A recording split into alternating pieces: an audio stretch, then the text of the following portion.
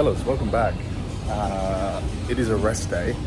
I currently have to pick up some things from the supermarket. I got toilet cleaning products, yogurt for meal one, nut butter, just a couple of goodies. This is what I like to do early on a rest day, simply just because it gets steps in. Yeah, if you didn't know, Thailand has full supermarkets, like full spec, exactly like Coles, exactly like Woolworths or wherever you're from. Yeah, that was something that I had like no idea. I didn't really know that there would be full kitted out like better supermarkets than in the West, like full, just like far bigger, better, more of them, and they're just everywhere. My arm just does not grow, boys. Actually, that doesn't too bad, eh? Time for meal one. But meal one, boys, believe it or not, I've gone from a macro tracking scum, just picking meals each day. I just couldn't be fucked anymore, if I'm being honest. So now rest day, training day, high day, exactly the same meals. Obviously the high days have slightly higher carbohydrate portions. But I literally just eat the same shit every day, regardless of rest day, regardless of training. It is just the same shit, which is usually, and you're gonna be fucking shocked by this, cream of rice for meal one or pre-workout meal. Boys, I'm not having cream of rice. I've deployed the rice pudding protocol, which is basically food gets high enough where that cream of rice is now like a lot of cream of rice, and I'm not that hungry anymore. So it is rice pudding, which is basically just cream of rice, but instead of cream of rice or rice flour, you use normal rice. While I was on my walk, boys, guess what I did? I had my rice preparing. Now in Thailand, or Bangkok, we are not fortunate enough to have YoPro or Oikos for the American people. But we do have Dutchy high protein, 12 grams. So this is about as close as you get. 40 grams of protein powder, which is chocolate hazelnut flavor. Now we add honey, because we need carbohydrates, of course. Never have too many carbohydrates. That is not nutritional advice. You definitely can have too many carbohydrates.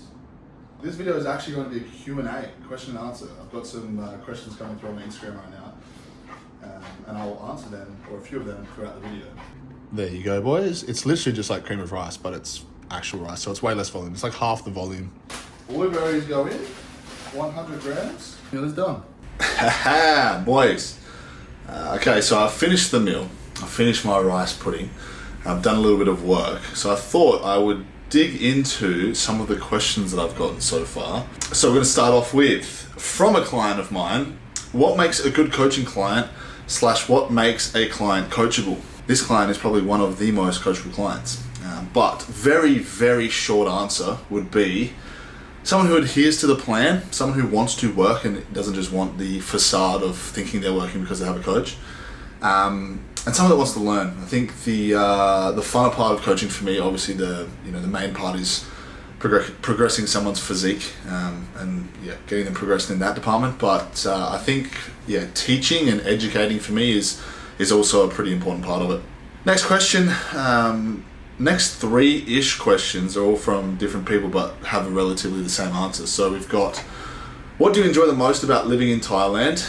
And then we have pros and cons of living in Thailand versus Australia, and then process of moving to Thailand. Pros, cons, what I like about living in Thailand is probably, so what I like about Thailand the most is probably the people and the culture. Everyone's just very happy. Most people don't really have a lot, and they're still extremely happy. Everyone's very nice. You walk anywhere down the street, someone's smiling at you. It's a very welcoming environment. So I would say that is probably my favorite thing about Thailand and living here is the people. Cons about living here, mainly just not having friends and family, I suppose. Obviously it is quite a isolated spot to be in on the other side of the world comparatively to everyone I know. So I'd say that's a pretty big con. It's not really often that it affects me, but it's obviously a con. Like not having friends and family is obviously a con. In terms of pros, plenty of pros. Obviously there's pros and cons to both, but for me, living in Thailand, this sort of goes hand in hand with my reason for being here, and what I like most about it is just experiencing new culture. I think it's I've got the opportunity to do so. I earn money online, I can earn money anywhere.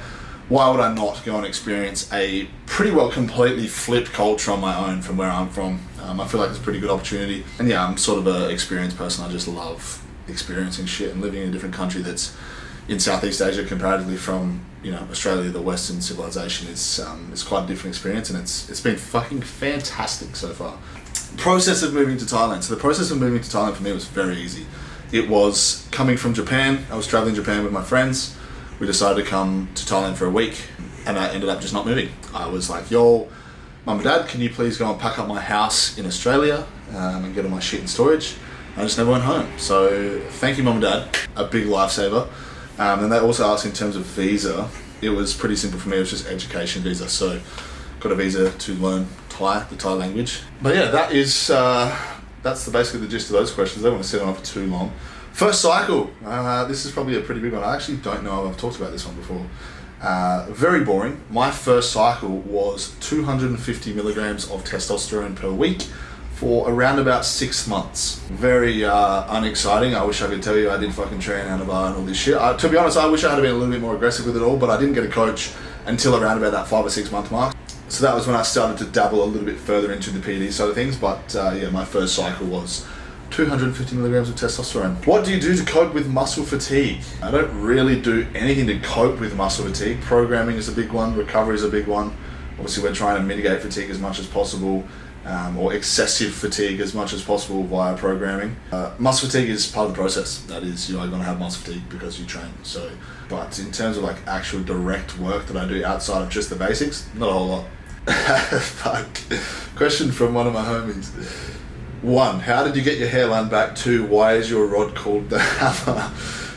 We'll stick with question 1. It's because I actually had a question in my YouTube comments about hair and keeping hair. So how did you get your hairline back? So my hairline is still pretty jacked to the fucking nines, to be honest. I just have a hairstyle that sort of covers it. But I am utilizing the chemical cocktail, the big 3, the nuke to the hair, which is finasteride, minoxidil, and RU58841.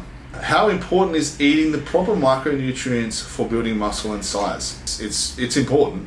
Obviously, the overarching importance is protein and caloric intake, but further beyond that, for sure, if you have the opportunity to eat McDonald's and fucking KFC to hit your protein and caloric goals versus whole food single ingredients, you'd be far better off with whole food single ingredients. I would, as a general guideline, 80% whole food single ingredients, and have a bit of fun fit on the side. Yeah, in terms of building muscle and size, if you're trying to maximize everything, your quality of nutrients coming in is pretty important, but it is not the be all and end all. Obviously, just getting food in for the most part is the be all and end all, and then the quality of said food comes after that. Okay, meal 2. Let's get to cooking, and I will show you meal 2. Gang, we are back with meal 2, which is, can you see me? Is it hell overexposed?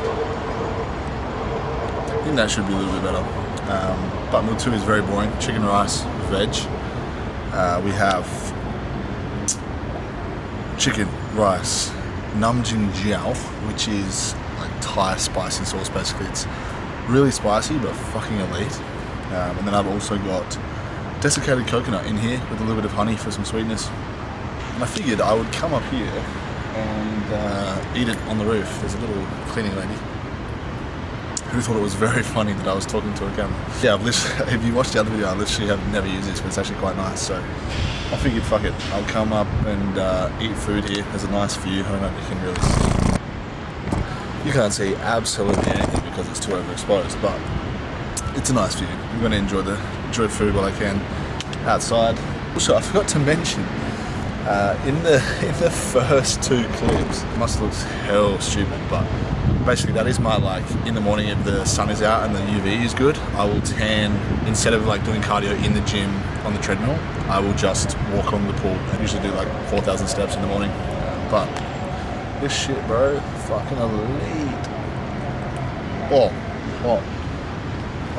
so good, bro. We are back in the kitchen, of course. I spend far too fucking much time in this joint. This is usually my last meal of the day. Yeah, I suppose I just have free reign in terms of when I want to eat food because it's a rest day. I need to put this camera up a little bit. Hold on. That's a little bit better. It makes me look like a short king, but it's you can see everything. So, finished that chicken, rice, coconut, chili-ish meal. Was that probably like an hour and a half ago.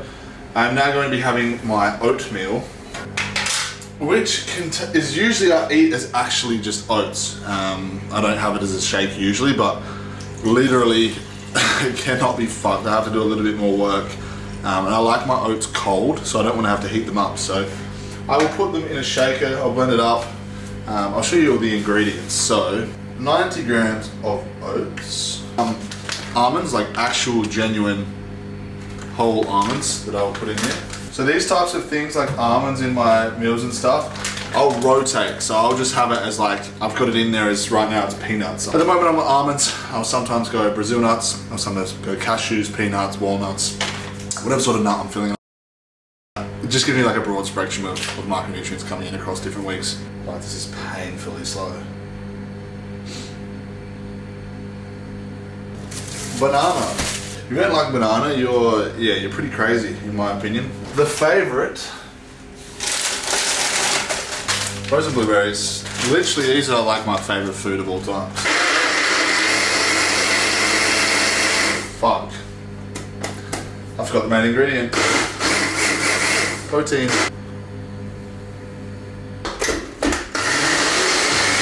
Chucking in the protein after is an absolute fucking stitch up because look, now you got all this like protein that's not mixed in. I hate that. Yeah, it's fucking good. That protein flavor is a little bit shit, but it tastes good. Let's answer some more fucking questions there. Just open it. That's actually a really good question. Snickers or Mars bar? Both are phenomenal chocolate bars, but I'm a sucker for peanuts, so I'm gonna have to go Snickers with that one. Have you seen Vigorous Steve out there yet? I have. I see him pretty regularly, probably once a week at the gym. Would you do a session at a Muay Thai, I don't know if I'm saying that right, Muay Thai gym for an episode? Lol. I would love to do that, but I am currently 110 kilograms and that would result in injury right now, I would imagine. So maybe when I'm a little bit lighter in prep, I will give that a crack. But also like, come over here because I think the lighting will be a little bit better. I hope. Maybe not. Is it better? Potentially. Yeah, so back in the kitchen as per fucking usual. Another chicken and rice meal. I have chicken and rice. Basically, I've got gochujang sauce with this. Sauce, would you call it sauce? Which is Korean chili or Korean spicy sauce, basically. So I'm gonna fry that up. We're back. Finally cooked. We have, as mentioned, the goodies. We have 2 whole eggs, 280 grams of chicken, 120 grams of raw weight rice, and 120 grams of vegetables, which is very minuscule in comparison to the rest of the meal. 30 grams of gochujang. This is basically the only like non-whole food, I suppose you'd call it, I eat. And I try and keep it to a minimum because its ingredients aren't terrible, but it's like water, wheat flour, tapioca syrup, sugar, salt, red pepper, garlic, onion, and then mustard powder. But this just tastes amazing. So if you're in your off season, you got carbs lying around, this goes a long way. Makes rice taste a lot better. I just bit my lip. Fucking ow.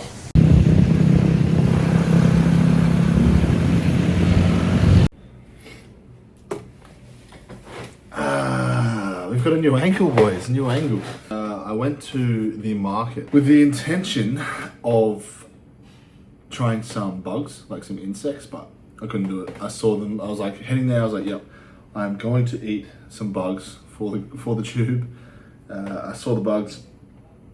Instantly regretted my decision. Like, I'm not eating the bugs. Maybe one day, but yeah, not tonight. Fucking not tonight. But final meal, we have another rice pudding meal. This one has rice, blueberries, banana, honey, and we have some whey paste on top. Nearly fucking lost it. That's what it looks like there, boys. It looks pretty fucking elite, if I'm being honest. But this is final meal of the day. And as you can tell, my days in general, and my rest days especially, for the time being, basically my life revolves around eating, sleeping, training, cardio, and that is it. I'm trying to put everything I can into this bodybuilding side of things at the moment. Yeah, life is pretty Groundhog Day at the moment, which I love. I absolutely love training. I love eating. I love doing everything that involves or is involved with bodybuilding. But yeah, I'm gonna smash this. Probably do absolutely fuck all. I'll probably watch a movie. I like to watch a movie or a TV show at night, and that'll be the play. So hopefully there has been something in this video that's been good to watch.